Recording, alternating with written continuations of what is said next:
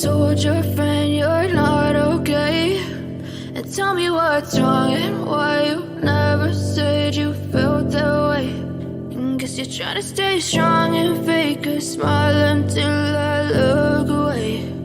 But I've known you too long, it hurts to watch your blue eyes fade to gray as you fade away, as you fade away. Yeah, I'm about to fade away, cause every time I wake up I feel like it's Monday. Something's going wrong with all the chemicals up in my brain. All of a sudden I don't look at anything the same way. Got a buildup of my thoughts sitting in an ashtray. I'm sorry that I'm so inconvenient, okay. Just let me be me and I'll stay out of your way. I can see the way you look at me, I'm such a disgrace. I never really asked to be brought into this place. You wanna love me? Well then baby have a taste. All the highs and the lows, no, you'll never be the same. I don't really wanna hurt you, but I can't control the pain. If you're sticking by my side, maybe we could be okay. Okay, maybe you could be the change I need today. I promise that I've never felt this way. I really hope that you will choose to stay through all the pain. I know you told your friend you're not okay, and tell me what's wrong and why you never said you felt that way. Guess you're trying to stay strong and fake a smile until I look away. But I've known you too long, it hurts to watch your blue eyes fade to gray as you fade away, as you fade away, as you fade away.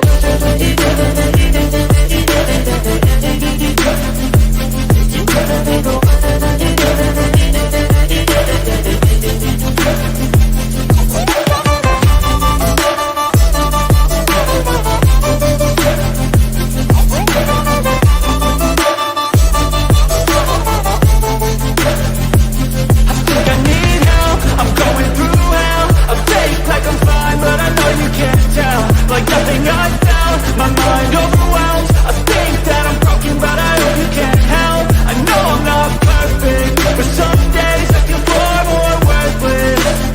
Baby, you make me feel nervous. If I still have you, I have purpose. It's all worth it.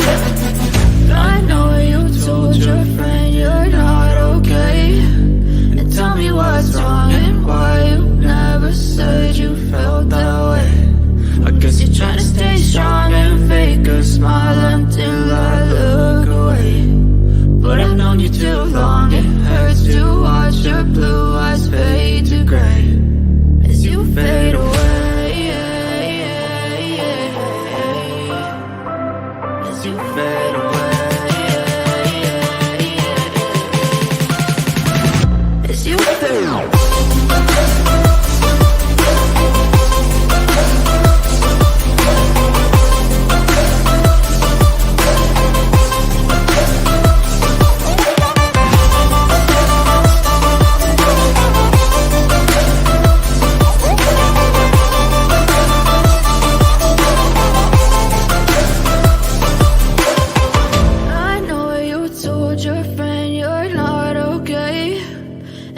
What's wrong and why you never said you felt that way. And guess you're trying to stay strong and fake a smile until I look away. But I've known you too long, it hurts to watch your blue eyes fade to gray.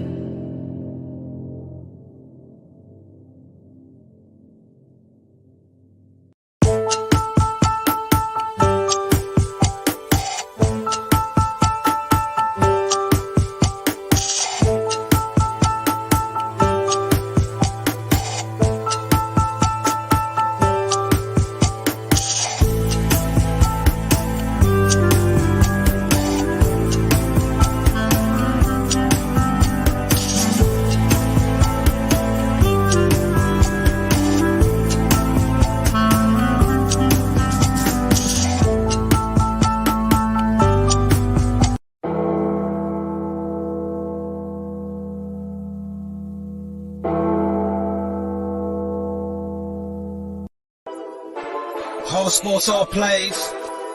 Yeah. All sports all plays. All sports all plays. 365, we making up plays. You talking the game, get you through the days. We're high in the court, the dime in the lane. Variety, topics, living the same. All presentation, sports information. Hitting the airways, taking the nation. All sport, all plays, like working your faces. Grace at the field, so tie the laces. All sports, all plays.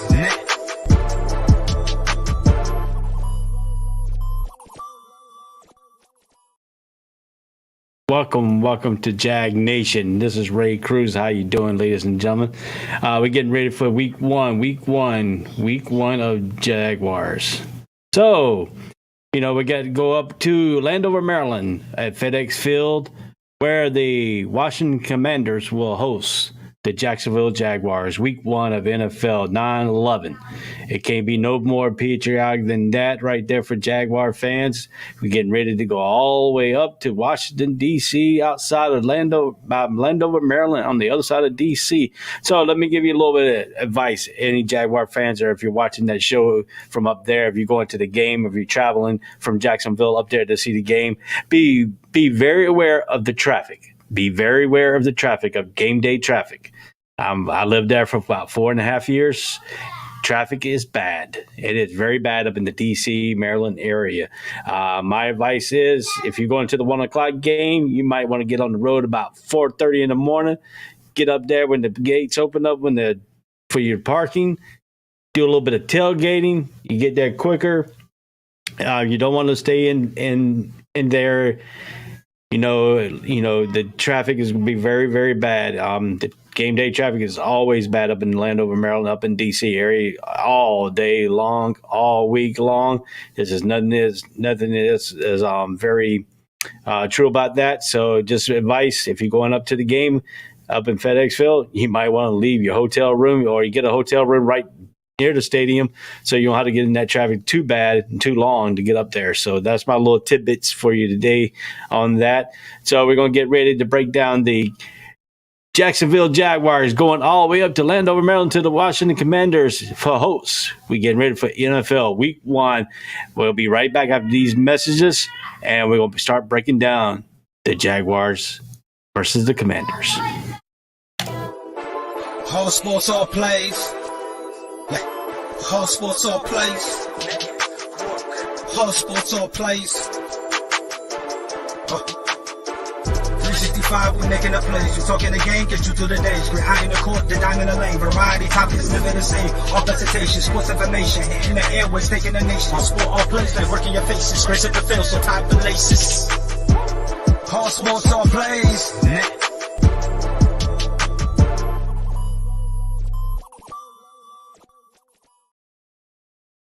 Welcome back to Jaguar Nation, ladies and gentlemen. We are excited. NFL regular season. Get ready to throw out that preseason. Throw out the 50-man, 3-man roster right now. We're getting ready for Jacksonville and the Commanders week 1 on Sunday at 1 o'clock at FedEx Field. Let's go ahead and get some of this stuff over. Look at this right here. September 11th, 2000. I messed up the date. It's 2022, not 2002. At 1 p.m. Eastern Standard Time, Jacksonville at Washington Commanders. Game day weather, 82 degrees Fahrenheit, precipitation 20%, humidity 66%, and wind is 7 miles per hour. The last meeting was back in December 15, 2018, where the Washington Commanders come down to Jacksonville TIA, being 116-13. I was at that game. It was very cold, that game. So I was there. Let's go ahead and take up your week 1 injury report. The Washington Commanders safety, Curl with a thumb. He's out. They officially ruled him out because of his thumb. Wide receiver Cam Sims, concussion. He is questionable. And the tight end Logan Thomas, knee. He's questionable. For the Jacksonville Jaguars, we have defensive line Forrest Fukasiki, he's calf. He's questionable. And a tackle, Cam Robinson, the ankle, he is questionable. But Cam Robinson was limited for practice today on Friday. That's what it was listed on these reports coming out here. He was He was limited today. The defensive line, Farsoon Fasika, calf. He was limited on Wednesday. He was limited on Thursday, and he was limited on Friday, and he is questionable of game time status. I didn't list some of the injury reports for the Washington Commanders, but tight end Cole Turner, his hamstring, he was limited Wednesday, Thursday, and Friday. He's questionable. I did listen in that. Tight end John Bates, his calf, he was full all week long. Defensive tackle Fermin Mathis, his ankle, he was also full, and the guard Tyree Turner quad, he was full go for the thing. We only had 2 people listed on an injury report. We went over that real quick. So it looks like pretty much we had to it'll probably be up till game time decision on Cam Robinson. We got to hope he gets out there and plays, and he's at least 80 to 95% healthy, because he does protect Lawrence's blind side. So we're going to have to watch the offensive line. We got to watch a little bit of that coming into play. So we got to see what's going on with Cam Robinson. We did get Robinson, the running back. He is a he is good to go for week 1. Good to go. He's full heal. So that's good. So we're getting the double trouble there. We're getting that thunder and lightning going. With Travis Etienne, he gets his debut started here. So we're going to break in a little bit into how they're going to use both of these running backs. And it's going to give the Commanders a little bit of problem here to look at. You got to figure that the Commanders are expecting Robinson to play, so they're probably getting prepared for him. So, but Travis Etienne is another guy that you got to really think about coming in here.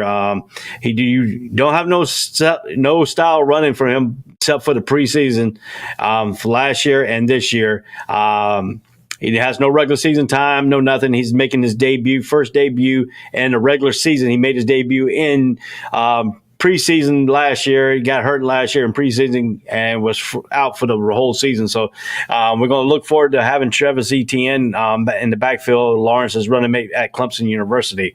So that's a good little bit of news there for the Jacksonville Jaguars, that we have a healthy Travis Etienne, and we should have a healthy James Robinson. So at running back position is going to be our strong point this year. We got to help the offensive line can open up some holes like they did some in the preseason game. Another thing that's really concerning me on the Jacksonville Jaguars is that 44.4% in the red zone. I didn't take it for the whole team. I took it just for the first unit when they made it into the red zone, and they scored 44.4% of the time. We like to have that number up. We like to have that number in the 75 to close to 80 if we can, but that's a little bit more. I say around that 65 to 75% mark, we need to start scoring touchdowns, set up for field goals. And another thing is, too, we have to worry about a place kicker, see if they can generate some things. We sure didn't do that in the preseason. Our kicking game was really, really bad in the preseason. So that's another thing that we have to really look about here. So we have to figure all this out coming up into the season. So the red zone is going to be a key. If we can win the red zone and keep them out of the red zone, our defense has got to do. We're going to be breaking that a little bit more here. I got some things on my Jags Nation Teletron that I'm going to bring up for you. Hoping you can be able to read it and stuff like that. We're going to find that here in a few minutes. I got a little key points to break down. And I got some key notes that I took from some of the press conference that happened this week with Peterson. I got some quotes from Peterson. I got some quotes from Trevor Lawrence and stuff like that. I'm going to go over that later on here in the program. So this is the first game of the season. It's going to be a road game. We're going all the way up to, like I said, up in Landover, Maryland, FedEx Field. FedEx Field is horrible if you're going up there. It's no good place. Like here in Jacksonville, you have good seating. You can be in the nosebleed section and still have a very good view at the field. Up in the nosebleed section, you better bring some binoculars if you're going to sit up there in FedEx Field, because you really can't see it. I was there when Dan Marino showed up at the, when it was at the time, the Washington Redskins. Dan Marino was playing. I was actually at the game, and we were sitting all the way up in the nosebleed section, and you couldn't even see. I mean, they looked just like ants. So if you got nosebleed section, ladies and gentlemen, you better bring some binoculars because right now you're going to be looking at ants and you can't really make out who's got the ball what. So you need to bring those binoculars if you go into the game, if you're sitting in the nosebleed section at FedEx Field, because it's not like TIA Bank Field here. Yeah, that stadium is trash. You can trust me. I've been there a couple of times. That place is trash. And so we're going to go ahead and talk about a little bit more about the Jacksonville Jaguars here and what they need to do here. First off, we need to have Trevor Lawrence. Trevor Lawrence had 17 interceptions last year in regular season play. He's got to cut down on the turnovers. He's got to turn those interceptions into more touchdowns. I mean, I know he was a rookie. I know he was under Urban Meyers. He has no excuse now because he's picking up this 1 year right now with Doug Peterson as the head coach. Came over during the offseason. They picked him up. They fired Urban Meyer, picked him up. A long battle for the coaching, a long interview. He was interviewed, and we had about 5 or 6 other interviews that we had, and they went on ahead and settled with Doug Peterson. I think that's a good call. You got to understand he did win a Super Bowl with Philly. He did have Carson Wentz, and that's another issue there. We're playing Carson Wentz again. We know what happened when Indianapolis came to town when he played for Indianapolis last year. We kind of floored them, and we took the game. Can we do the same thing? Can Josh Allen start sacking the quarterback, a little bit more, like they did in the Buffalo Bills game in that playoffs game when Josh Allen sacked Josh Allen? I mean, that's got to be a little bit more. That's got to be a little bit more of a tendency with Josh Allen and stuff like that. So that's got to be a very interesting concept as our defense is going up against the Washington Redskins offensive line, and our offensive line has got to go up against their defensive line. And right now, there's no. I've been hearing words that, Chase Young might not play, but I don't believe that because he's not listed on any of their injury reports. I've been looking at injury reports all day long, all week long, leading up to this game. He's not been on there.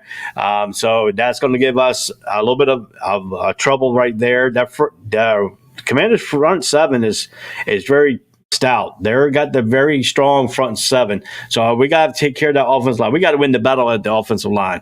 We cannot let them overman us and start sacking our quarterbacks. And that's going to be the issue in this ball game here. How they going to roll their protection to Chase Young and not get the other side. But the only thing you can really think about here for the Commanders are a little bit weak at the corners like we are. So the pass game could come alive, and with Christian Kirk, who's making his first debut as a Jacksonville Jaguar, came over from the Arizona Cardinals over the free agency. We're going to see how he's going to prevail here this week. We're going to see how he can do it because I have some interesting notes coming up here in a few minutes. But he did against when he was with Arizona. But this is a different team, a different concept, a different quarterback. So we're going to see how he's elevate his game. And our wide receiver corps has got to start elevating their game. Right now, we really don't have a number one wide receiver. We are platooning the wide receiver spots, but we need to find out if Christian Kirk will be our number one guy. Jones and the wide receiver corps has got to be a little bit of a issue that we need to take care of. Our offensive line needs to give Trevor Lawrence protection. Trevor Lawrence needs to cut down his interceptions.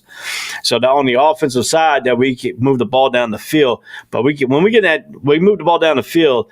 We got to get in that red zone. If we get in that red zone, we have to score touchdowns. Field goals in these day and age is not really going to help you that much.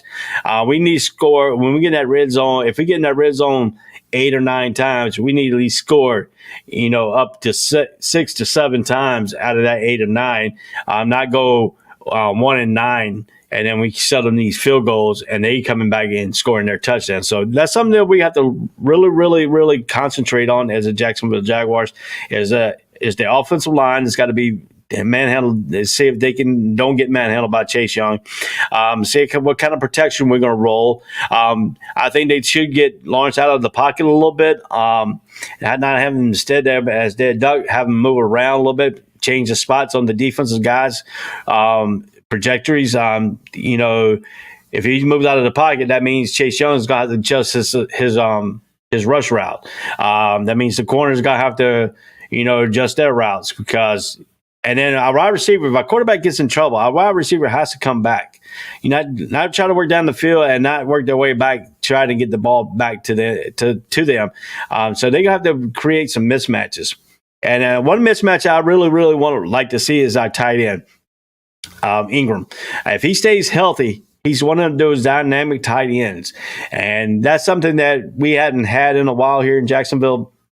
If we can get the tight ends to come into play now, and we very, very will see this coming up on our issues here. And like I said, if the tight end gets involved, that opens up the seam routes. That opens up these taking the pressure off of them, beating them down the field, trying to get a little bit of mismatch. Travis Etienne is going to be a mismatch too in some cases when he comes out of the backfield and looks for a pass. If we can get the tight end isolated on their linebackers, the linebackers sometimes can't cover tight ends as good as we think. And if we could take advantage of those and get those kind of mismatches, then it opens up our wide receivers. It opens up the wide game. It settles out. But the first thing we need to do is we have to have a balanced attack. That means running the ball. That means if we get a good rushing game going, that means it opens up the play action pass. It opens up a lot of passing game. It opens up a lot of things. It changes their pass rush because they have to worry about the run. Now, if we get the passes off and stuff like that and we get the run off, that means there's double trouble for them in their corners because they don't know exactly what we're going to do, when we're going to do it, and how we're going to do it. And that's got to be the key for Jacksonville. We never had these abilities to get mismatches on defense. Our wide receivers struggle to get open half the time. We can't do that this year. We have to get off the ball. We have to get wide receivers open. We have to throw some of these open guys. I mean, like our defenses get open. These other teams get open on our defense, and they complete these high percentage passes. But we try to do the same thing. We don't get the high percentage chance, and we don't get the high percentage catches. So I mean, that's a lot of foreplay. That's a lot of time and concept that we have to develop on. And I mean, that's got to be something there. I like the positive. I like the attitude down there in Jacksonville and the TIA Bank during the preseason. It was a whole better atmosphere in TIA Bank at this preseason than it was last year. I think Doug Peterson brought a lot of hope for this. If he's the coach to do it, can he turn this culture around? Can we turn it from a losing culture to a winning culture, make playoffs every year? Can we be up there where he did up in Philly? Can we bring a Super Bowl here to Jacksonville? I mean, Jaguars have never played in the Super Bowl. We got close in 2017, even though Miles Jackson wasn't now. But anyway, going to this year's team, we need to figure a way to score touchdowns. I'm tired of seeing these games or we're behind or we're struggling to get points and we're winning. I like to see us winning, games and stuff like the way we're doing, but we need to get into games where we can start blowing some of these teams out, not to stick around in these quarters. So, I mean, that's something that we really, really have to figure out, this issue that we need to figure out in this game. And this week one is a good example because, this is a good chance that we can win this game game one. I mean, we're not playing a really, really dominant team in the NFL. We're playing a Washington Commanders team that's figuring out their quarterback issue. Is Carson Wentz going to be their quarterback? Will it be Sam Howell coming off the bench? I mean, Sam Howell had a good preseason. We don't know. We don't know exactly how much longer Ron Rivera have a leash on Wentz. But if we can get in there like we did when Wentz played for Indianapolis, because Indianapolis has a better offensive line than the Washington Commanders, excuse me. So we need to figure out two things here. We need to figure out how to stop Chase Young, how to roll our coverage, our protection to Chase Young. Put Chase Young in a situation that he's got to have to defend the run too. Don't shy away from him on the run. We need to go right at him. If you go right at him, then you're not shying away from him, and he's got to protect against the run. He has to protect against the pass, and we don't know. We can keep him off balance here. So that's something that you have to figure out how to keep Chase Young off balance. If you keep him off balance and you get a good running attack right at him, force the defender to play. Force a best defensive end or defensive player has to make that play on the running game.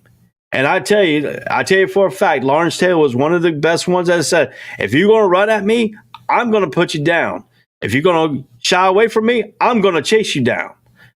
But to beat these great defensive players, you have to run at them. You cannot shy away from these guys. And that's sometimes what Jaguars get in trouble, because if you look at two different things here, the defensive end, the defensive line, you have to run your protection to them. And then you got some teams you want to stay away from their best corner, and that cuts half the field down, and they can roll that coverage around that. We want to take advantage of the whole field. We want to take advantage of this side. We want to take the other side on the left, right and left side. We want to take down the middle. We want to have a passing tree that is not throwing a wide receiver out, behind the line of scrimmage and have him run, try to break some tackles and make some miracles play. I'm tired of seeing that wide receiver screen all the time. I was tired of seeing him all the time.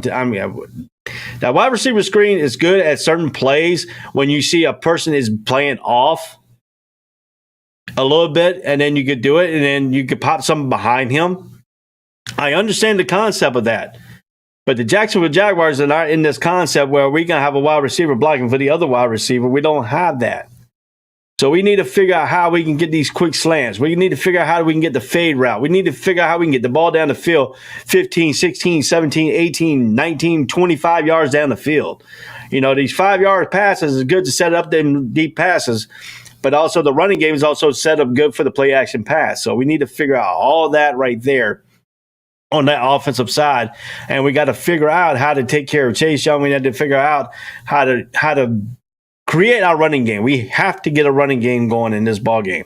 Sometimes you can pass the ball. If they are thinking that we're going to run the ball, you pass the ball. You got to be unpredictable on first down. You cannot be predictable on first downs, and that's the problem with Jacksonville. We're predictable last year. We were predictable 2 years ago. We were predictable 3 years ago. Run up the middle. I sat in the stands a year and last year, saying, hey, we run the ball up the middle, because I already knew. I already knew in the formation they were in. I knew exactly what they're going to run. I knew exactly when there was going to be power, when it was going to be to the outside, or if we were going to pass the ball to a wide receiver screen. They were unpredictable. They were predictable. We need to be unpredictable. Very unpredictable today in this ball game on Sunday. We have to be unpredictable. If we can get that unpredictability on that, then we can figure it all out at the end, and we can come on and be unprecedented, faithful, and win this ball game. I like that. I like back when 2017 we were winning these ball games, and when we had that fifth quarter radio show on 1010XL, and fans were talking about it and stuff like that. That was great. But now in the last 3 or 4 years, we've been hearing, oh man, they ain't doing this, they ain't doing that. They Urban Meyer's blah blah blah. That's gone. Wipe that out of your vocabulary. Throw that away now. We have a pro football coach.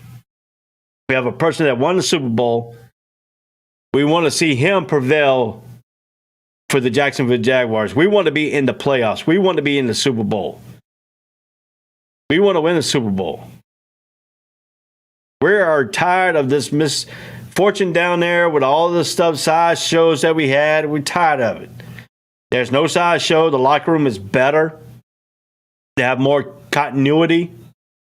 Trevor Lawrence has said that very. We're going to talk about some of his comments he made in the press conference. Doug Peterson made some comments about Trevor Lawrence. I think Doug Peterson has that locker room focus. Person I really want to see his focus is Josh Allen. I want to see Chase on get better. We need him. He's a mismatch in that linebacker core to defensive end core.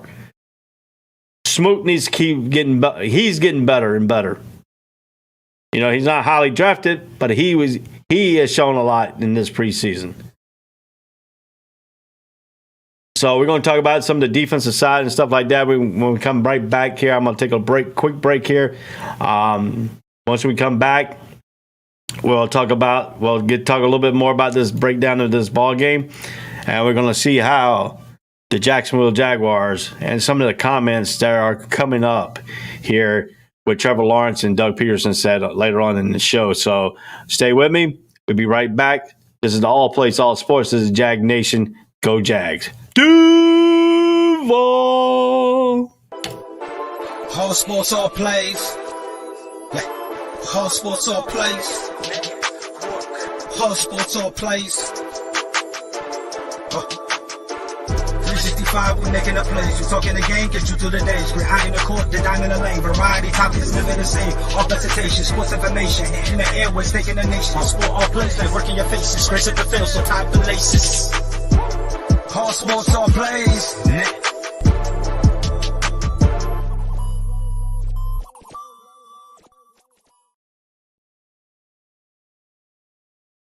Welcome back to Jag Nations.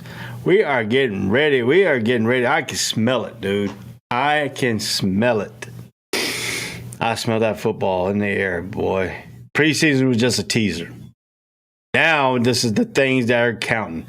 This is what we want to see here in Jacksonville. We want to see wins after wins after wins after wins after wins.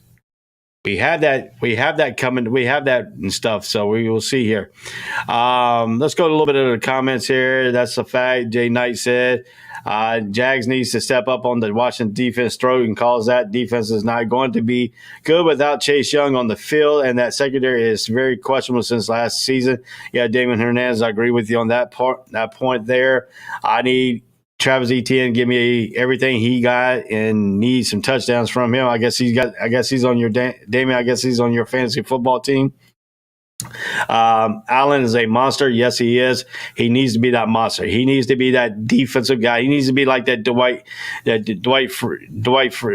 Freeney from thing, getting low, getting after the guys, getting into the backfield half the time, causing some misconception, missed timing.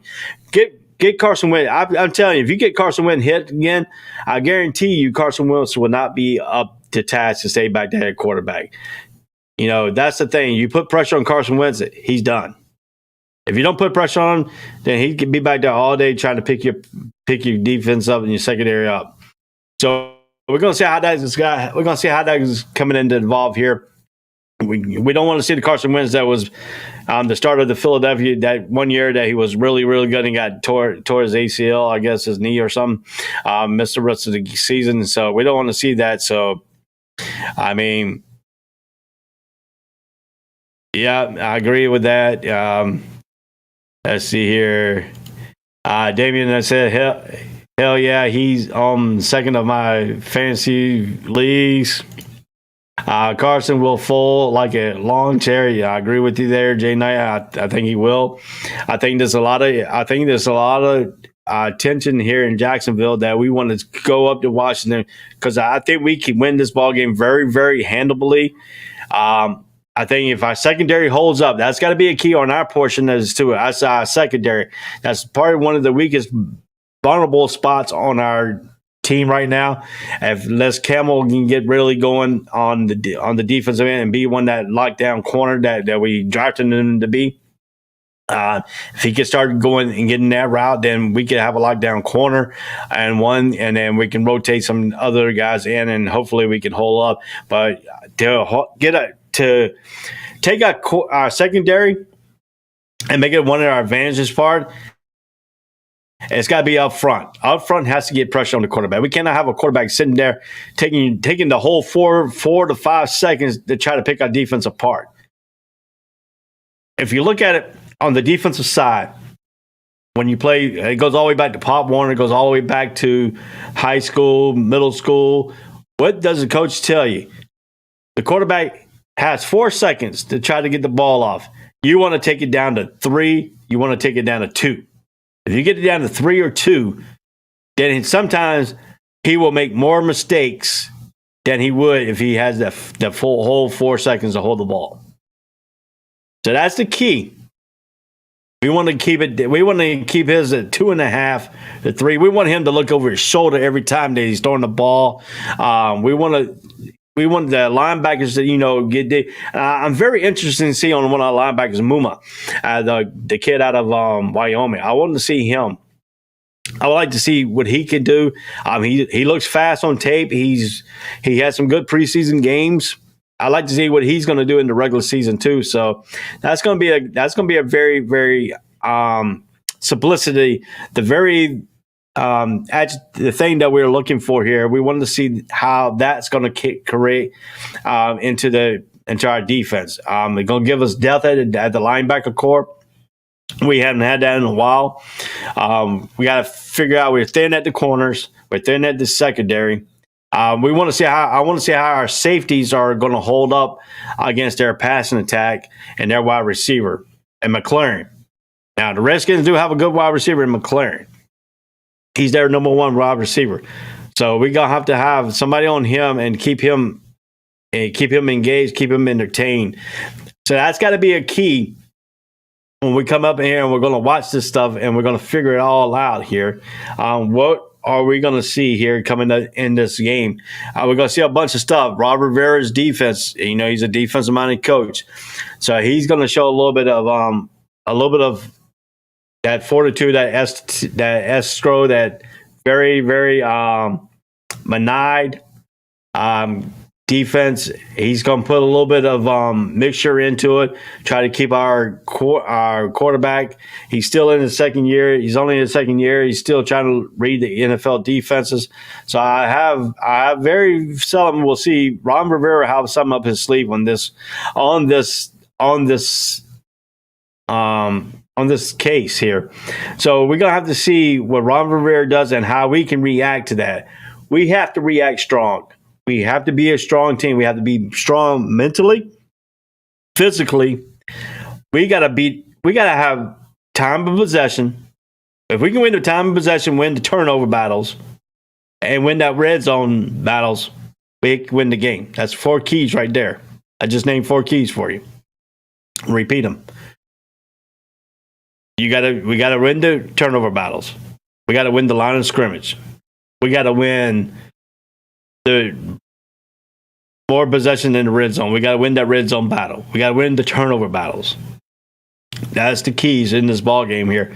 If we can win the turnover battles, then we can see everything straight up to the fact that we want to see. So that's another thing that we want to look at too, and see what we could do with press. What our offense coordinator has come up with. We didn't see our offense in none of the preseason. None of the teams really showed their offense. It was very, very vanilla offense. Now they had time to install. They had 2 weeks to install their offensive game plan for this ball game. So how does Doug Peterson? Doug Peterson is a little bit. We're going to take a little bit of look into that right now. So we're going to go into here some of the keys in this ball game here. Let me get to my point here. All right, this is my point right here. If you read, you can read all that right there. Some of my keynotes on the offensive addition of the 5-time Pro Bowler Brandon Scherff coming over from the Washington Commanders. So he knows a little bit about that defense. So you got to watch out for Brandon Scherff. He's going to be a key. He's a 5-time Pro Bowler from the Washington Commanders. He was there. He played 6 years for the Commanders from 2015 to 2021. During this week's press conference, Trevor Lawrence had this to say about his offensive line. I just think they have the right mindset. That's a key there. If your quarterback thinks you have the right mindset, then we're going to find out how good of a person that Trevor Lawrence can know about his offensive line. Their mindset is good. Trevor went on about Brandon Scherff coming in as an evaluated the whole group. It's a lot of the same guys who have been here, but his veteran presence and his work ethics and the way he attacks every day, always ready to go, grit, a little bit nasty. All of those guys have seen in OTAs and training camp. So, I mean, that's a high praise right there from your quarterback for Brandon Sheriff. And I believe he has come in and he has taken that room by the horns. He is showing his leadership. He's got to show the effectiveness of his leadership, and everybody's got to follow his thing. So, what he has to do on the field, he has to show that he is the leader in that locker room, that he can, and everybody will follow if he shows what he needs to do and he can help everybody. So that's a very good pickup by the Jacksonville Jaguars, getting Brandon Sheriff into this thing. So, I mean, he evaluates everything. He goes for the OTAs and training camp. So that's something that we could really, really see. And then, so, I mean, Trevor went on to say he is in his 8th season. Brandon Sheriff is in his 8th season. And to see a guy who will still bring that intensity every day, I think it has evaluated the whole group. So, I mean, and if you look at Lawrence is coming off, this is what I was talking about earlier. Lawrence is coming off his rookie season, throwing 12 touchdowns and 17 interceptions. As a quarterback, you want to have more touchdowns than more interceptions. You want to keep that interceptions low. And that's what Trevor Lawrence has got to do this year. He's got to be effective. Don't turn the ball over, and don't don't put our defense in a hole and have short field. We want to be the ones. Our defense wants to be the ones that turn the ball over and give our offense a short field. And that's something that we haven't really seen here in Jacksonville that much. I mean, interception, getting short fields. We have to win the third downs. We have to win the turnover battles. We have to win third downs on defense. We have to have. When we give teams what I call empty possessions, and what I mean by empty possessions is that you have to take the empty possessions off. You have to figure it all out. And what you want to do is third down, make them punt the ball. That's an empty possession. That's an empty possession for them. Offense will need to come down and score on that sudden change. If we pick the ball off, that's an empty possession for them. We have to turn those into points. And sometimes, if we can score touchdowns on our offensive possession, and sometimes if you have to you can mix in with a little bit of field goal. But once again, that kicking thing that we were talking about, we have to figure out what's going on in our kicking game. That used to be the strong point here in Jacksonville. Josh Scobie. Lambeau was here for a while, doing pretty good. That was the strong point right there. Now we got to figure out who's going to be our next place kicker and our field goal kicker. And, we had a chance to beat the Pittsburgh Steelers in the preseason and was wide right. Just a field goal. So we missed a lot of field goals in preseason. We had to really rectify that. We had to figure out what's going on, what we need to take about it. And like I said, the 12 touchdowns, 17 interceptions was mostly under Coach Urban Meyers. Doug Peterson took over for Urban Meyers before the start of the 2022 NFL season. They have a new offensive coordinator in Press Taylor. As the offensive coordinator, and this is the key, offensive coordinator, the Jaguars went out in the free market and picked up wide receiver Christian Kirk, Zeta Jones, and tight end Evan Ingram. The Jaguars finished in the last place in the NFL during the 2021 season. It's exciting just to see how far we've come in a year, says Trevor Lawrence. Lawrence went on to say, to see the improvement from the guys that were here and when obviously the new additions have helped a ton. The culture has flipped. And they're talking about, that's what I was talking about earlier, the culture. And Trevor Lawrence went on and said the culture is flipping. And that is something that doesn't happen overnight. It has taken a lot of work by a lot of people, and we're just in the great spot right now. We just have to keep building on that. You have to sustain it. I'm just really excited to have the opportunity to prove it. And Doug Peterson and oops, sorry about that. Went a little bit too fast there. Doug Peterson, and he went on ahead and said that. And Doug went on Peterson ahead, and this what Doug Peterson had this to say about Trevor Lawrence. What was to impress me the most is just the maturity level with him. Talking about Trevor Lawrence, how he survived the year as a rookie with everything surrounding him that took place and how he was able to handle that. And Peterson continues on, and he went on to continue on, and now you see the maturity, you see the leadership, the locker room, you see what is being able to do everything with new additions to the offense and everything to the team. That is the one thing that stood out to him, and Doug Peterson, that this one thing that stood out to him was you see the athleticism, you see the arm strength on tape, but when you get to know him, the kind of a person he is a leadership, I think taught out of all of our attention. The one key point is trust, and Lawrence said, all the guys around me is high. So that's very intense. Some of this stuff that came out of the press conference this week about this game and about Trevor Lawrence and about how the relationship with Doug Peterson, Trevor Lawrence, and that's something you like to see the head coach and the quarterback getting along here. And I know you've been looking at this slide here for a little bit here. I'm going to take a little bit of tidbits here on this.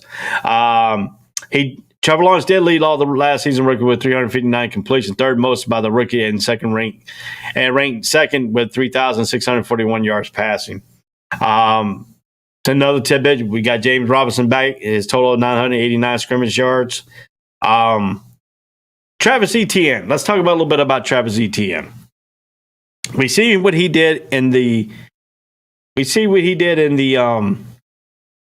preseason, and so we see what he did in preseason. We see what he did in last preseason. He did a little bit okay. He did a little bit better. I mean, certain parts and certain things I have seen in this thing that he has done. He has made some good reads. He slowed his speed down a little bit, and he's not pressing to the line quicker. He is trying to seek out his hole. And what you want to do with a running back is you don't want to press the line. You want to take it nice. You want to find that open hole. You want the line to develop that hole for you. And when the line develops that hole, you take it up in there. If you don't have the hole, you take it up in there and try to get as many yards as you can. You don't want to take a loss. And another good view of this too, in these in this very formal type of game of a running game is he's got quickness. His quickness looks like he's coming back from that torn ACL with his injury. His quickness is coming back. I think he's I don't know if he's 100%. He could be 98.9% right now, but he looked pretty good in preseason. He made some good cuts. He made some good reads. Made some good runs. He had most of the first team things since James Robinson went out. I think James Robinson comes in. I think this will be very, very, very stellar for us to have a two running back. But another thing too with these running backs, they seem that they could play all three downs, and we know James Robinson can. We've seen Travis Etienne can. If Travis Etienne's hands can get better, then that's going to make him a weapon. That's going to make him coming out of that backfield, catching passes and turning his speed up and getting mismatched on them linebackers. Because that's one thing he has. He has speed. He has very conceptive speed, and he has power. He can run for speed. He can run for power. James Robinson, he can't run for speed. He's got some local speed, but not very much good speed. But he runs downhill. He gets that pass going, he gets behind, and he runs downhill. He runs strong downhill. So that's something that we got to see here from Robinson. How good is he coming back off this injury? That's got to be a key concept for today. He had the injury back in December, so we're going to see how good he comes out of the gates. That's something that's the key that we got to really see what Robinson can really do and have formula. Because I'm going to tell you what, they can run the same plays for both running backs. So you're not changing anything when Travis Etienne comes in. You're losing experience, but basically about it. That's all you're losing from Robinson to Travis Etienne is the experience. Both players could be a third down back. They can catch the ball at the third down. They can run the ball in third down. So that's going to keep us a little bit more challenging for the defense and the defensive coordinator. They have to prepare for 2 running backs that are equal, about the same. One is a little bit quicker than the other one, and one is a little bit stronger than the other one. So I mean, that's double trouble right there for you. If our offensive line has come into a place where we can move the ball and get into the hole of this defense of the Commanders, of the Washington Commanders. This could be a long day for the Commanders. It could be a good day for us Jaguars.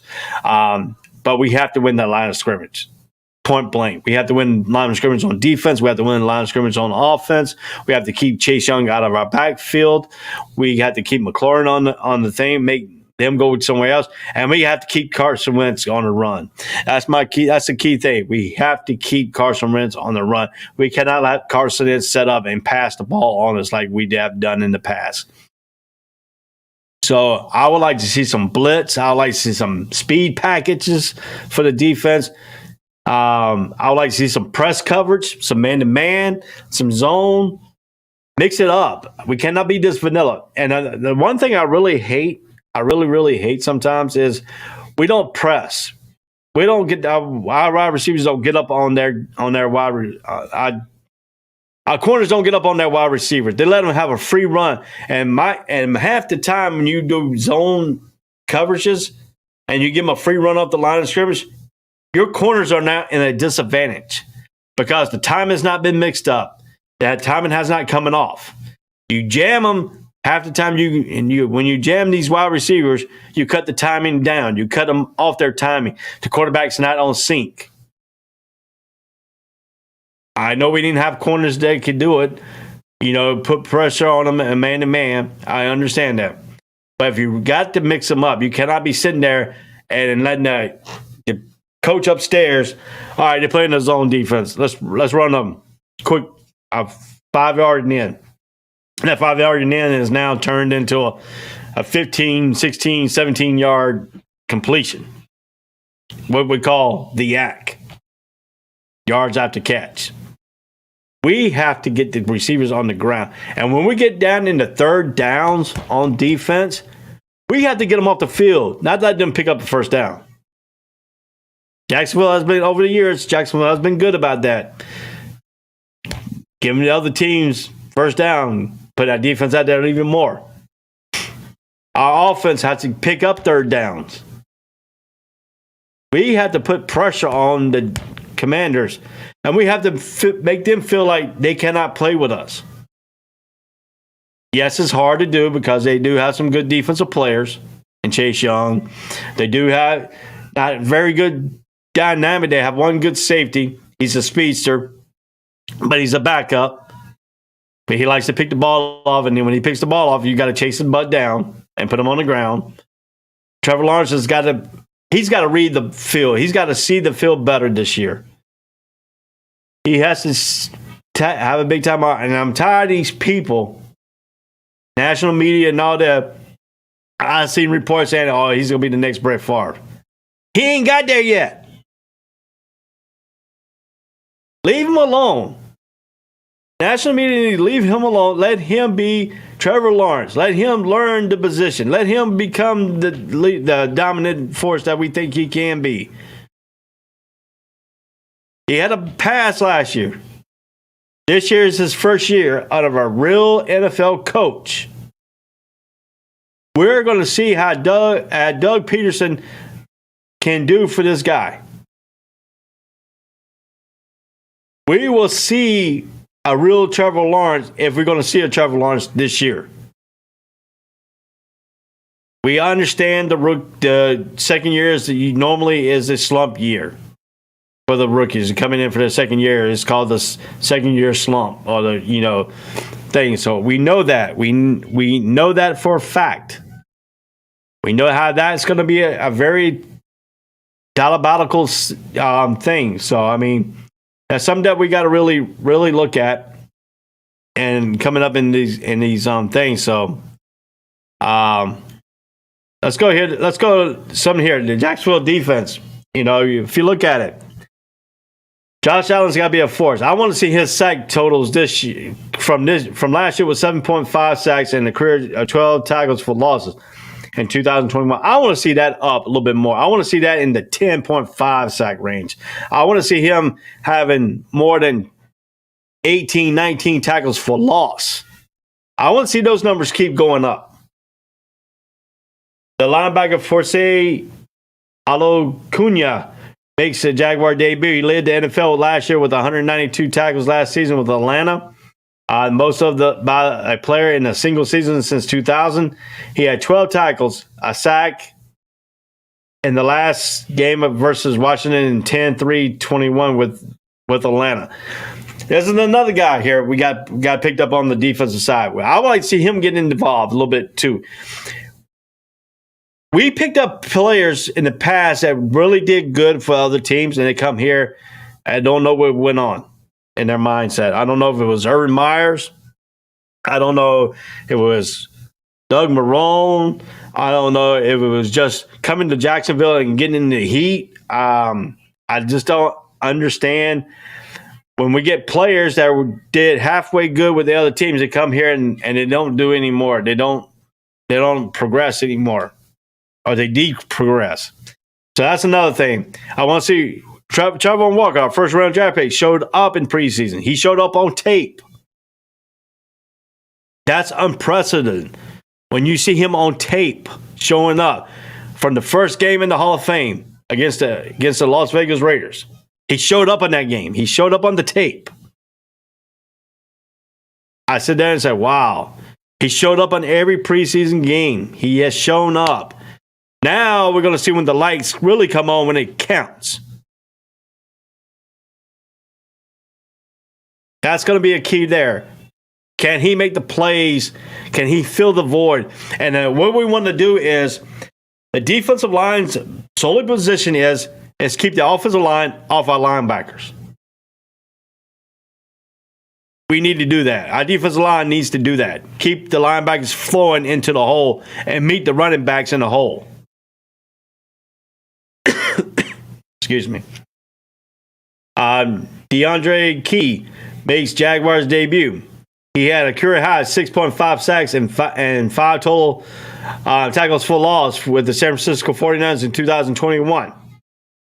We knew how good sometimes the San Francisco 49ers defense has been over the years. We need to see that translate here in Jacksonville. We need to get our defense up there. He's going to be a key to help. Quarterback Shaquille Griffin.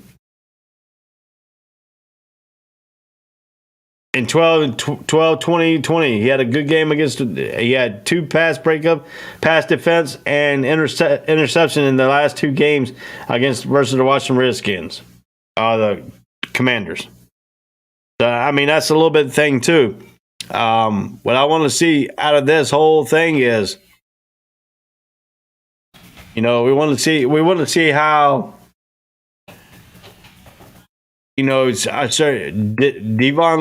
Devin Lloyd. We want to see how he does. Our number 27 draft pick. We want to have him be involved. Our linebacker core could be something special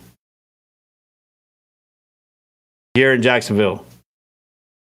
We can have something special. We can have something special in Josh Allen on one of the corners. Our linebacker. We can have a good front 7.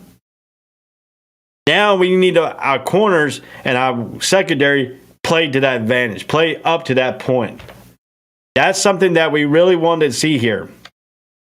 That's something that we want to see coming back in the NFL. We want to see a lot of stuff, happen here. We want to see a lot of pressure. I want to see us get off the field on third down. I want to see us score touchdowns after we have that sudden change.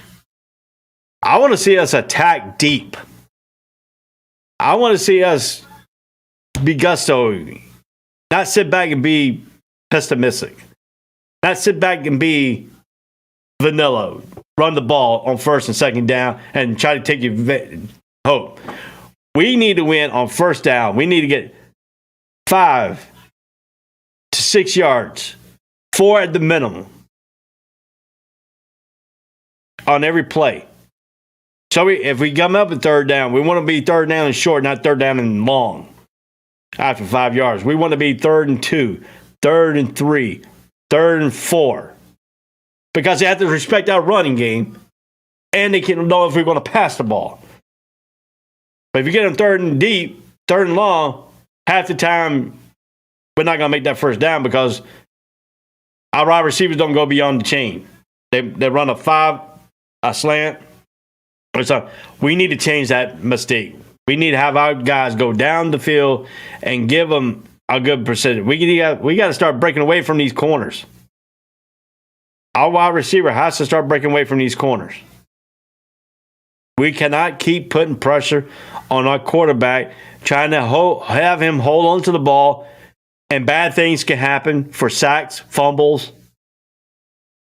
throwing an interception. We need a clean pocket for Trevor Lawrence to make his decisions, to make him be that Trevor Lawrence that we've seen in Clemson. Be that Trevor Lawrence that has not thrown that many interceptions. We want to see him have more touchdowns than interceptions. We know interceptions is going to happen here and there, but don't make it frequency. Don't make it up too high.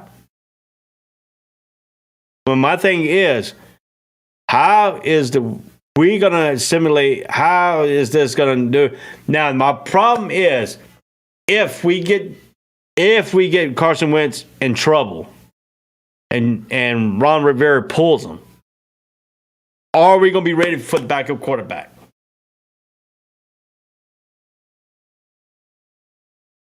Will we be ready for that? Because sometimes when the team gets bogged down, you put that person in there, oomps it up, and they start moving the ball on us, and then they start giving them life. We need to shut that down. We need to tell Ron Rivera, you take that quarterback out, we're still going to put that pressure on the next quarterback that comes in. We have to set the tone. I'm tired of other teams setting the tone, and we bowing down to them. That's over. Jacksonville Jaguars need to man up in this ball game. Put pressure on them time after time after time after time. I want to see Ron Rivera throwing his headsets because he can't get us stopped. I'm tired of for Jacksonville Jaguars being the laughingstock of the NFL. Point blank. That time stops now. We go ahead and take care of business up in Washington, Landover, Maryland, and FedEx Field. We take care of that pressure. We take care of that thing. We move on to the next game. We got to put this game away. We cannot look ahead. We have to win this ball game. If we win that first game of the season, that could give us momentum and keeps giving us power, keep giving us things, and time after time give us good field position, good field goods, good accolades. Move on to the next game with a positive instead of these negatives. I don't want to hear, and I mean, I have looked at some of the groups in Facebook. I looked at some of the Jaguar fans on Facebook. I'm tired of seeing those negative comments. I want to see positive comments. And the only way we're going to see positive comments and positive for the fans to get back into, and I'm tired of going to TIAA Bank Field and getting half the time getting outnumbered by the visiting team. That has to stop. This culture has to change, and it has to change this Sunday. I want to have it back where we had it back in 2017 when the Buffalo Bills came here and the TIAA Bank Field was sold out loud from the first quarter all the way to the fourth quarter. That's what I want to see. I want to see we going out of the stadium and waiting for all these people to go because everybody stayed to the fourth quarter. And the only way you can do that is the team has to play on the field. The team has to be good. The team has to be better than what they were. This game is winnable. I'm sorry. I have seen people say, oh, we're giving the Commanders this because it's the Jaguars. I'm tired of that. I'm tired of seeing all that. I don't want to see that no more. I want to see us be ahead in some of the things in Vegas and booking. Having teams come and play us. National media talking about us, not them, not laughing at us. That's the problem. That's the old culture. New coach starts this Sunday.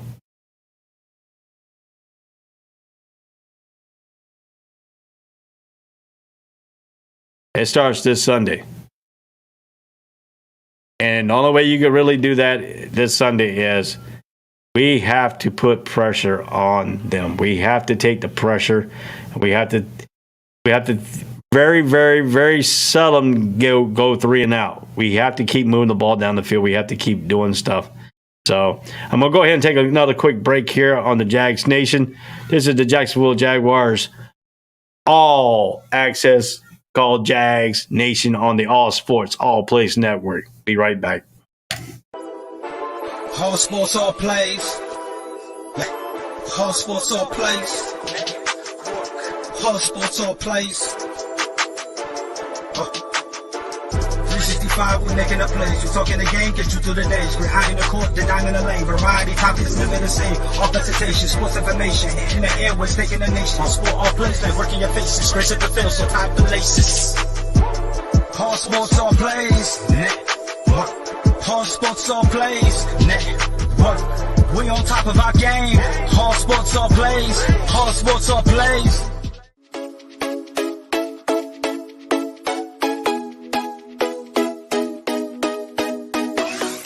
What did you say? I said Kobe Bean Bryant has been overrated ever since he passed away.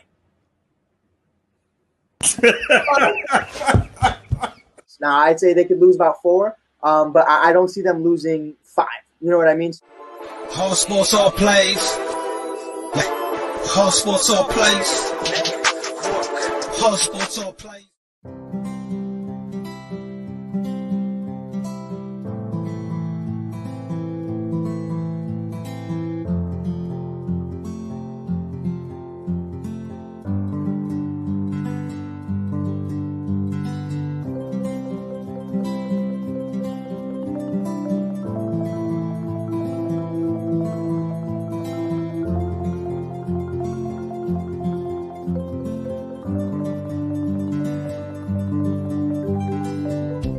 This is the Fox D Streaming Network.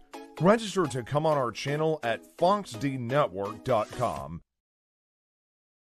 Welcome back to Jags Nation. I am Ray Cruz. I am your host of Jags Nation. This show will become, we have moved it from Wednesday to Friday at 7 to 9. 7 to 9 every Friday. And you can also catch the highlight show. Basically, where we'll run through the key moments of the plays on Sunday night at 9:30 to 11, an hour and a half on Sunday to give your reactions from the Jaguars games. So we'll get the reactions after this game. Here we'll see what went wrong, if we have more positive stuff to talk about, or we need to break some stuff down and find out what's going on. So you can see Jag Nation on Sunday at 9:30 at night p.m. Eastern Standard Time to 11 o'clock p.m. Eastern Standard Time, and we'll run down that play after the game during the Jacksonville Jaguars Jag Nation. So join us here here on Jags Nation on the All Sports All Plays Network. Also give a shout out to the Indianapolis Colts show came on before us. They're also on Mondays at I think they're at 7 or 6 on Mondays also. If you want to listen to their show to learn about our enemy, the Indianapolis Colts. Also, if you're interested in hearing about Patrick Mahomes and the Kansas City Chiefs, We also have one of their shows on Saturday at 2:00. Red Kingdom, I think that's the name of it. So we got them on Saturday at 2:00 in the afternoon Eastern Standard Time. So that's a very good show there. We also have the Real Talk on Mondays and Thursdays at 9:00 Eastern Standard Time. That's our debate show here on the All Sports All Plays Network. We also got some good lineups coming. Here we're still improving this network. We're still improving everything. So I just want to give a shout out to all the people here at the All Sports All Plays Network. I want to give a shout out to one of our colleagues, Mike Hughes, who did the with WNBA, the Chicago Skies. He did very well on that coverage, all the way up to the end of their playoff run. I think it was last night or the night before that. He's very highly entitled guy. He did a very accolade on that. I mean, he represented the All Sports All Plays Network during that very well. So I just want to give a shout out to Mike Hughes.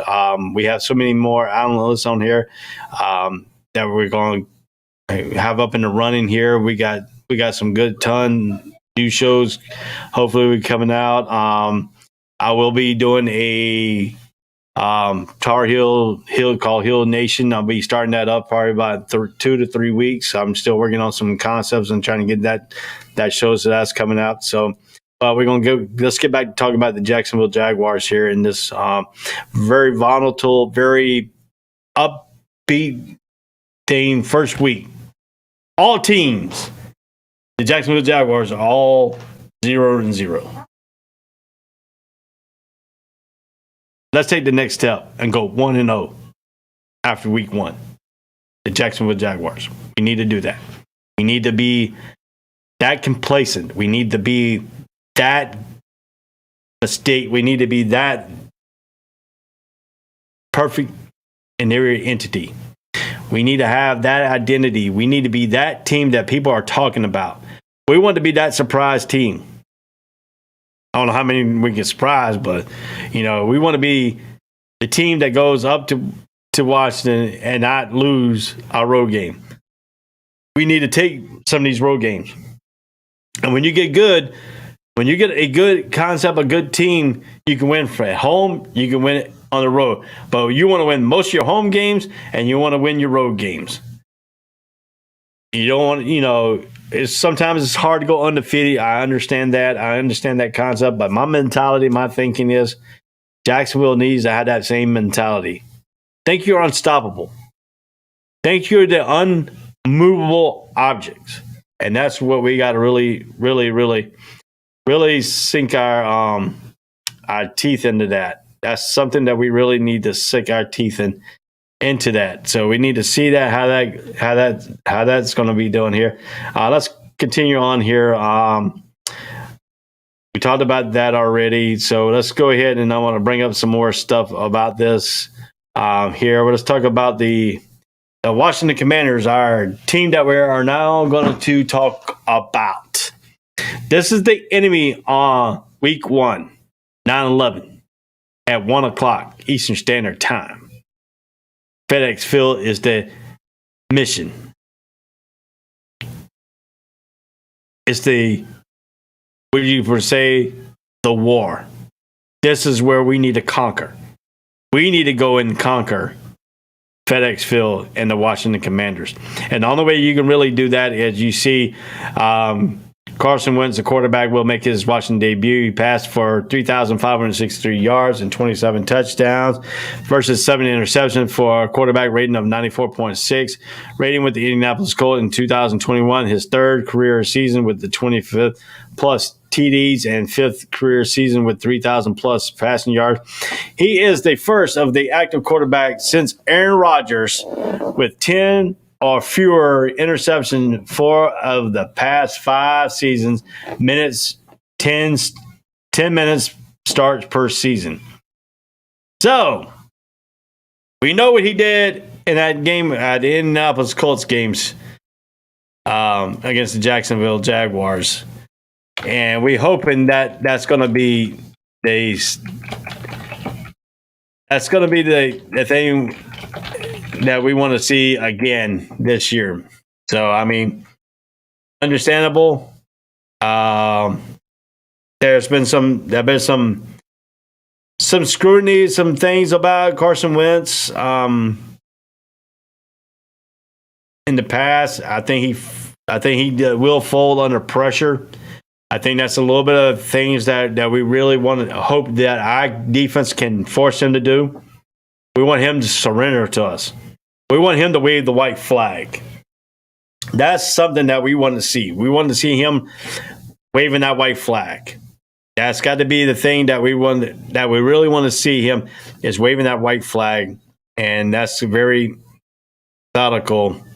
I mean, if you look at it, Wentz was 17 out of 29, 185, 6.4. He had a 74.6. So his stellar game on January 9th, 2022 against the Colts versus the Jaguars was not very intense. I mean, he really didn't show up as much as we thought. I mean, he was 17 out of 29. 100. I'm reading the stats right now. He's 185.6 per throw. He threw for 6.4 yards, 1 touchdown, 1 interception. He was sacked 6 times for 46 yards. He had a QBR rating of 5.5, and his RTG was 74.6. Dude, Michael Pittman Jr. had the most yards with 64 out of 6 reception. T.Y. Hilton only had 2 catches for 39 yards. This is what I was talking about, the defense. This is what I was talking about right here. Our defense can put some things. I mean, Tyus Campbell, he had 8 total tackles, 6 solo, 1 tackle for loss, 1 pass defense. If you look down here a little bit more, Josh Allen, he had 4 total tackles, 3 solo. He had no sacks in that ball game. I'm sorry, he had 2 sacks, 2 total losses, and 2 quarterback hits. That's what Josh Allen we need. We need a little bit more of Josh Allen this year. We need to hear his name being called back to back things. That's something that we want to see here in Jacksonville Lamb. Josh Allen. We want to hear Josh Allen on just about all the tackles in the backfield.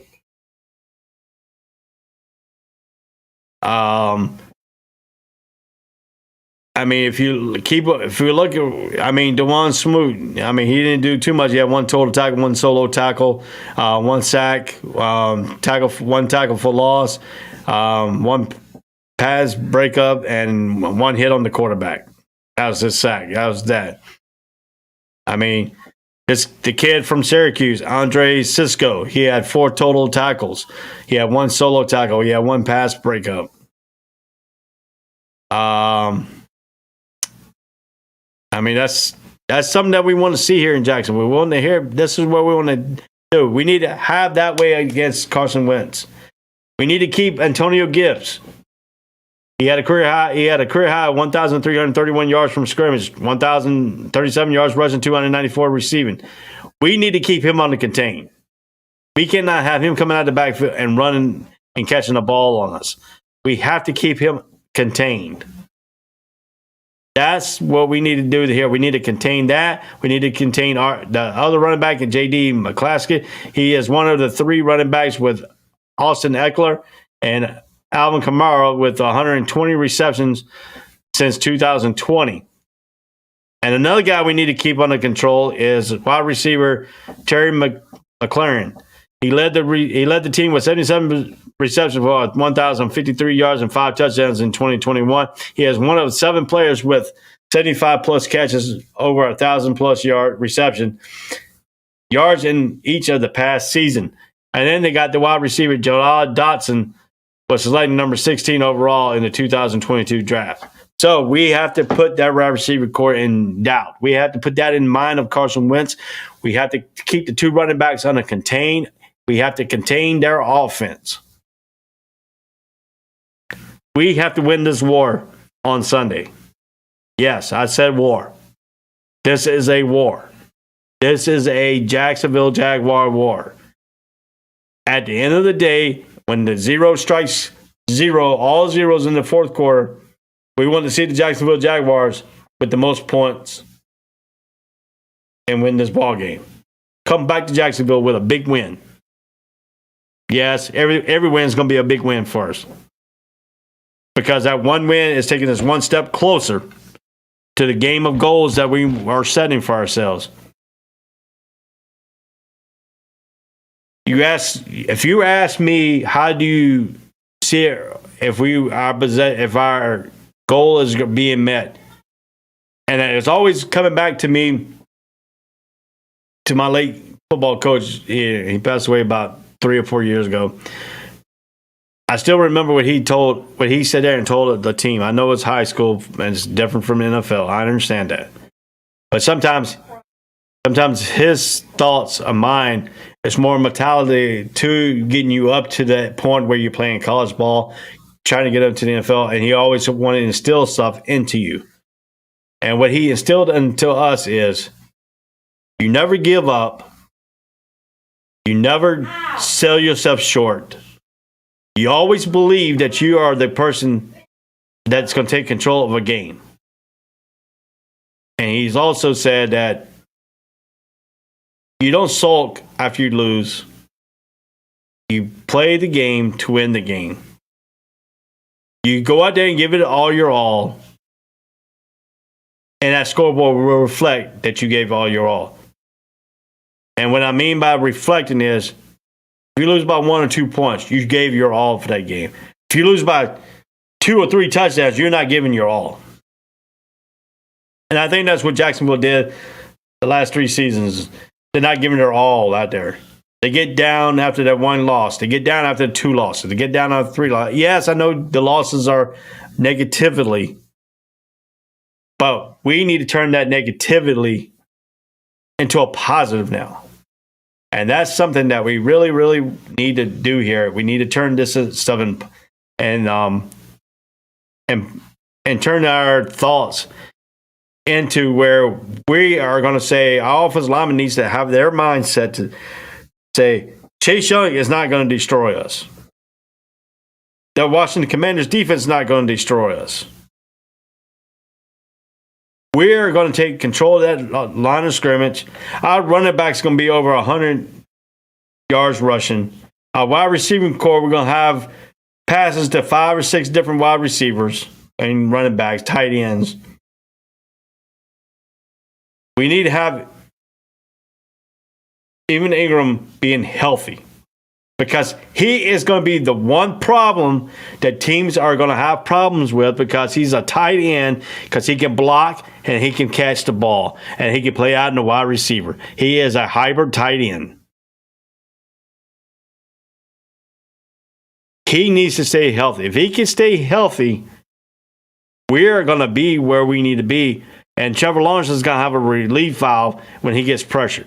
That's what the tight end is there. The tight end is there to help relieve the pressure off your quarterback. And that's something that Jacksonville hasn't had in quite a while, is a tight end that is going to be effective down the seams, the middle of the field. If we can attack the middle of their field, that will open up the outside. That will open up the deep passes. That will open up the running lanes.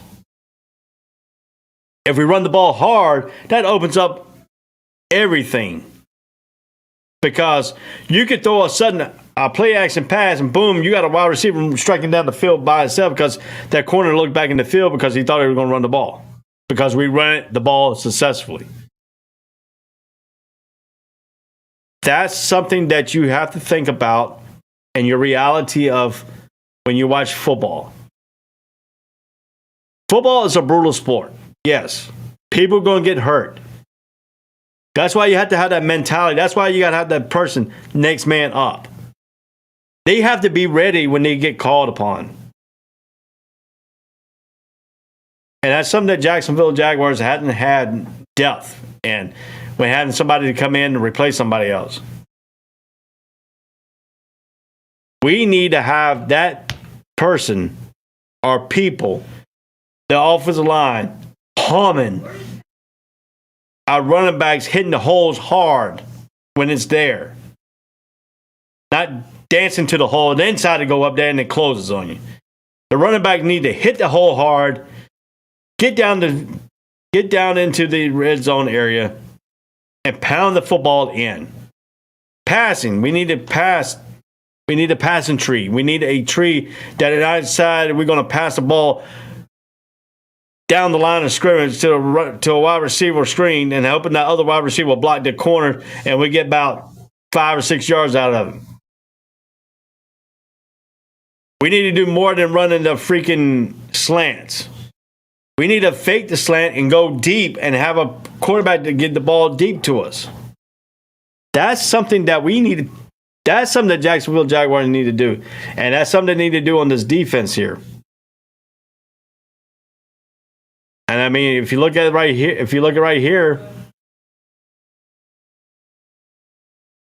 defensive tackle Jonathan Allen leads the team with the career high 9 sacks, 10 total tackles for a loss in 2021 because Chase Young got hurt for most of the season. He is one of 3 defensive line, DeFrost, Buckner, Cameron, Hayward, with 250 plus tackles, 254 since 2018. Defensive end Montez Sweat aims for his 4th season in a row with 5 sacks.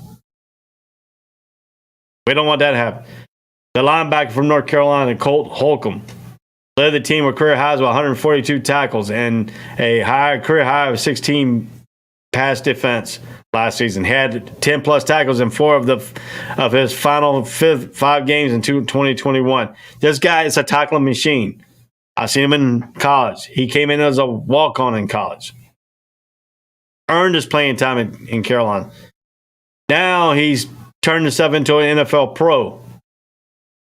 We have to get him blocked. If you don't block him, he's going to make the tackles, and it's going to hurt us. Cornerback Kendall Fuller led the team ranked tied 6th in the NFL for career high 16 pass defense in 2021. Aims for this 8th in a row at home with the PD. Their cornerback William Jackson had 8 pass defense in 12 games last season. We know Kevin Curl is going to be out for the season. He's going to be out for this game. He's not going to play this game. He has a thumb injury. He set a career high in 8 tackles with 98 and pass defense of 5 in 2021.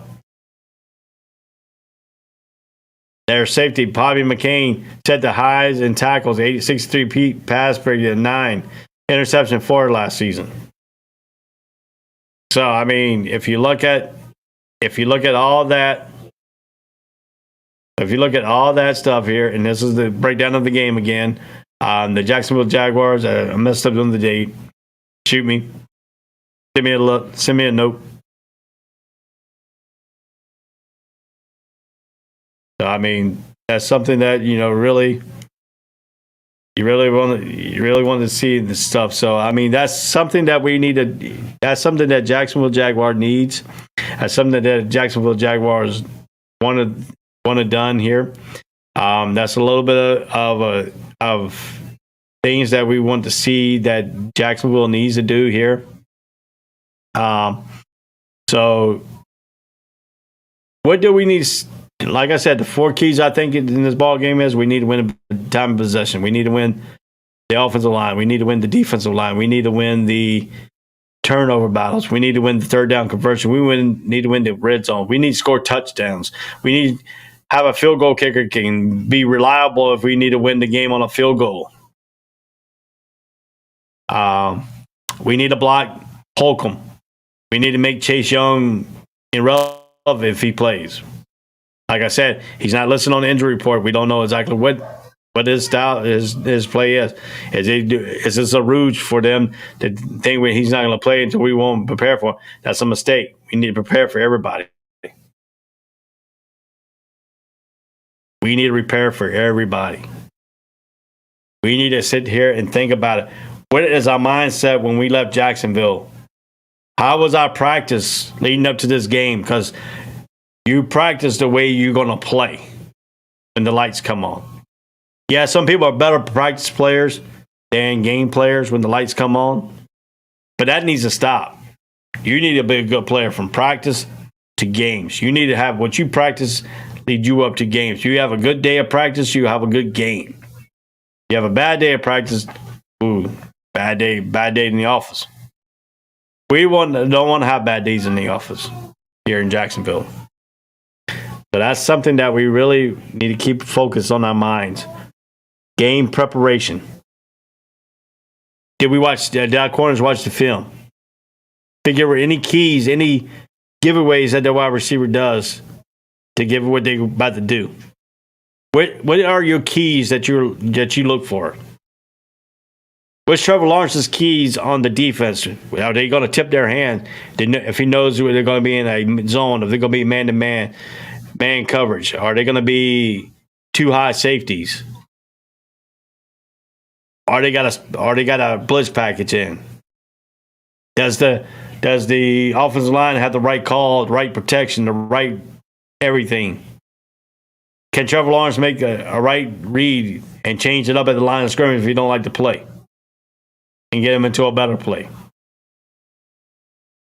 That's all the things that we have to look for in this ball game. This is week 1, baby.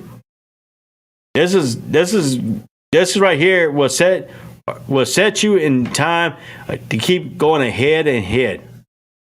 It's how you play this ball game could set a tone for the next game. So if we can come out and win this first game, we have a little bit better positive attitude going into the next game. If we lose this game, are we going to say, oh, this is the same old Jaguars and have a losing mentality the rest of the way? I don't think Doug Peterson will let you have that. I think Doug Peterson will wear you out in practice if you mess up in game day.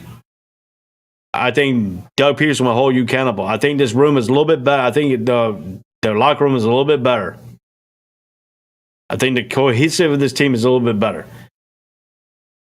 The atmosphere at preseason was a whole lot better than preseason last year here in Jacksonville. I mean, I got on the buses and I can hear somebody play, oh man, we got to go down to the stadium again and watch this thing. Hope they do good. How many points they get? I mean, people ask me, I go past them on the streets down here in Jacksonville. I wear my Jacksonville stuff out in North Carolina. I wear my Jacksonville stuff out in Dallas when I went to Dallas. Proud nation, proud Jaguar. I have hold myself to accountability that I'm going to represent this team as a fan. Now, the accountability as a fan needs to have the accountability of the player, the accountability of their production on the field. That starts Sunday, 9/11. Yes, a lot of things happen on 9/11. Sad things, rest of people and souls in World Trade Building. 9/11. That's your mind as the Jacksonville Jaguars. You show up in Washington, you show up in Landover, Maryland. You step off that plane with the mentality of, I'm coming to work. I'm coming to beat this team. I'm coming to destroy you. That's the key of this thing that you really, really have to keep your mindset, your focus on. If you can't tell, I'm very passionate about my sports team. I want to see do good every single day. I want to see him do leading up to game preparation. Get in that film room.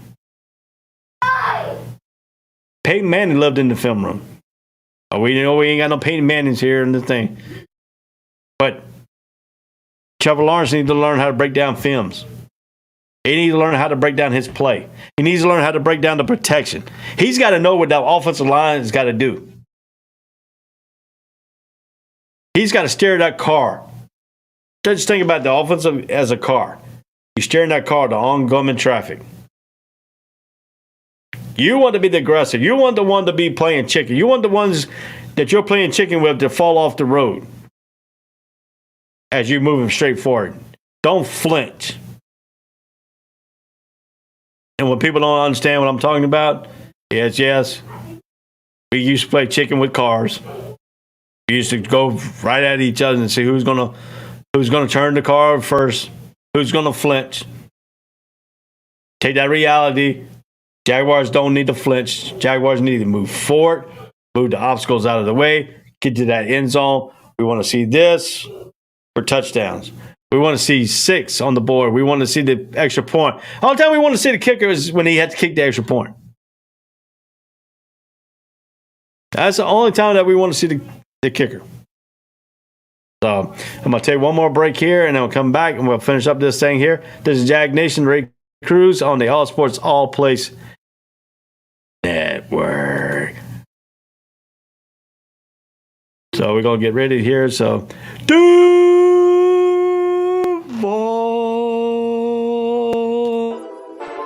All sports, all plays.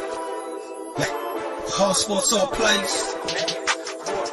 All sports, all plays. 365, we making up plays. We talking the game, get you through the days. We're high in the court, the dime in the lane. Variety topics, living the same. All presentation, sports information. Hitting the airways, taking the nation. All sport, all plays. Like working your faces. Grace at the field, so tie the laces. All sports, all plays.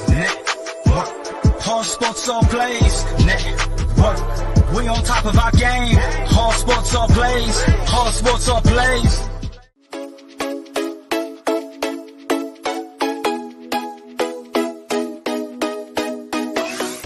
What did you say? I said Kobe Bean Bryant has been overrated ever since he passed away. Now, I'd say they could lose about 4, but I don't see them losing 5. You know what I mean? All sports, all plays. All sports, all plays. All sports, all plays.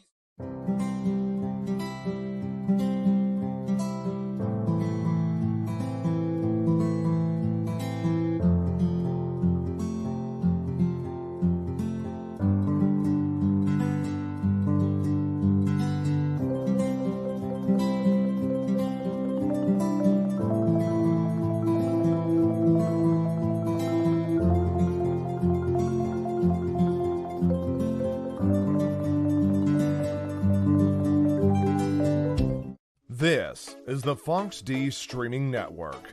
Register to come on our channel at foxdnetwork.com. welcome back to Jag Nation on the All Sports All Place Network. How y'all doing, ladies and gentlemen? We're getting ready to wind down this show a little bit here. You know, time is coming, time is telling. So we're getting ready to break this show down a little bit more here.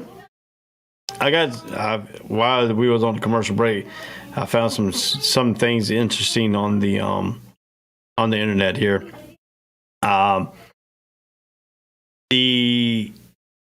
The article was on September 1st. It was the Falcons game for the Jacksonville Jaguar. It was Devin Lloyd who touched the field on that game last Saturday. Was a long time coming. After the week of rehabbing from pre-training camp, hamstring injury, Lloyd made his NFL debut with the Atlanta Falcons on the preseason level. Jacksonville regular preseason, and after their entire camp, he came out and said it was fun. That finally, like you said, is just plum format there for him. It was time for him to come to get out of there. So I mean, I'm glad to see him on the field and stuff like that. So that's a very consuming and plays like that. First of all, he came out of the game healthy, and that was the number one thing. We wanted to kind of push him and see where he was physically with the injury. He checked the box. That's according to the Jaguars head coach, Doug Peterson said during that game on the press conference. His play was good. He had a great job with his hands, being able to shed blocks. That's the key. That's always good for a defender. Can you shed your block? Can you got good hands? You got a good hand-eye coordination. Can you get the guy off your block? Get you where you can make the plays. That's the thing that Devin Lloyd has to prove to Jacksonville Jaguars, that he can do that time after time after time after time.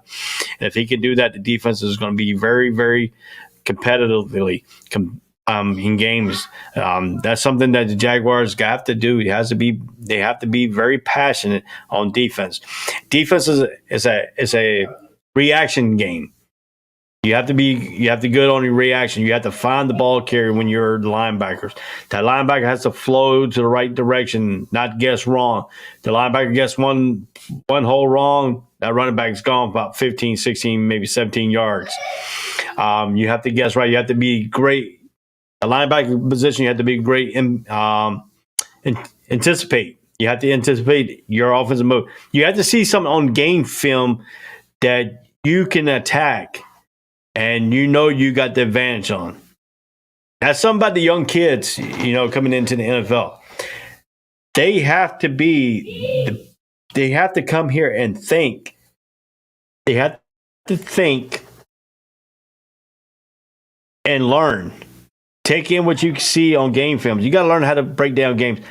College level, they teach you a little bit of fundamentals of breaking games down. But the NFL, you have to take that fundamental part that you learned, and now you have to make it a masterpiece. You have to make it a grind. You have to make it where you can take the pound, and you can keep on ticking. So that's something that you really, really have to see here in Jacksonville. Are we really going to do that? Can they really do that in this ball game? Can they really, really, really, really put that pressure on, put that escalate on, put that nuance on? Kind of typically put where you needed to be on that fix, that instincts, that the offensive line, they have to. The headlines in this ball game is going to be the Washington defensive line against the Jaguars offensive line. Point blank. That's going to be the forefront. You can flip that around for us. You can flip that around on the next one. Jaguars defensive line against their offensive. Washington's offensive line. Can the Jaguars defensive line win their battles? Can they put pressure on the quarterback? Can they put pressure on a lot of stuff? That's a lot of blue neons and stuff like that to get ready for. That's a lot of accolades. That's a lot of things that you really have to think about, and time will tell. Time will tell in this ball game how the Jacksonville Jaguars going to. Can it be straight up front? Can it be like a lot of stuff, a lot of mentality? This has got to be mentality up here. You got to really think up here. You got to really put the intensity on. You got to really think that the Jaguars can really break their curse a little bit here. I call it a curse. I call it, not hypertension enough. I think this is really powerful for the Jaguars. Have to really think that this year they have to put the mindset. They have to put their focus. They have to focus themselves. They're not playing at home. The crowd's not going to generate for them. They got to generate. A road team has to generate their own momentum in this ball game. And by what we talk about generating your own momentum is taking the ball away, creating turnovers, creating havoc. If Jacksonville Jaguars can create enough havoc on defense and create enough havoc on offense and win that battle, you'll see a lot of things for Jacksonville Jaguars open up here in this ball game. But Jacksonville needs to do it themselves. They need to not wait for the Commanders to do it for them. Make them make mistakes. You got to force them to make them mistakes. You got to force them to be playing faster than what they really want. You got to make Carson Wentz things he don't have that 4-second time to get the ball off. You want to make Carson Wentz throw the ball within 2.5 to 3 seconds, not the full 4.0 seconds that you have. If a quarterback can stand back in the pocket longer than 4 seconds, he's going to pick you apart. That means your pass rush is not getting there. We have to generate our pass rush. We got to generate turnovers. We got to generate some kind of momentum to spark us. So that's a lot of things that you got to really look at here. And like I said, the keys is we got to win the line of scrimmage on offense and defense. Lawrence cannot throw the interceptions. He's got to throw more touchdowns than interceptions in this ball game. We have no room to counteract the penalties. I'm tired of seeing penalties on us. We got penalties left and right last year. I thought the referees were sneezing out there. You see all the yellow hinkies out there. We have to team it up, and we have to see what's going on in this. I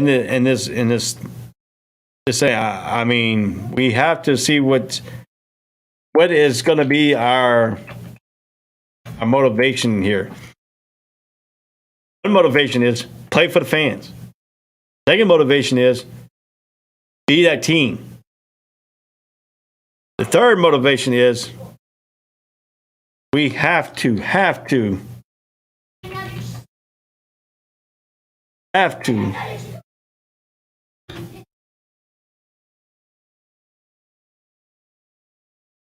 see what we need to. I mean, what we need to do here. I mean, that's enough. That's enough. A little bit of a nuance that we have to really team about here. You know, that's a lot of stuff that we really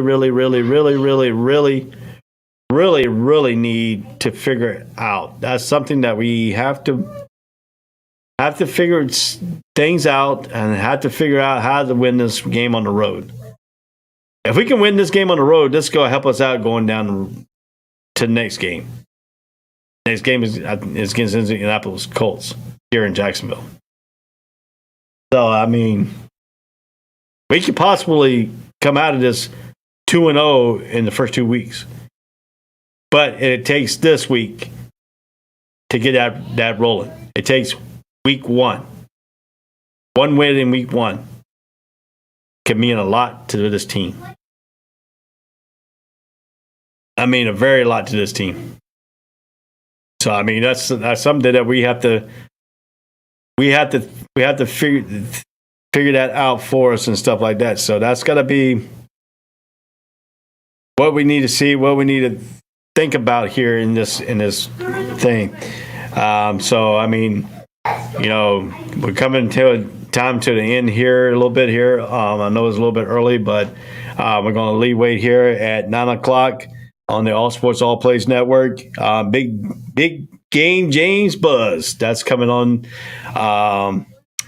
at 10:00 Eastern Time.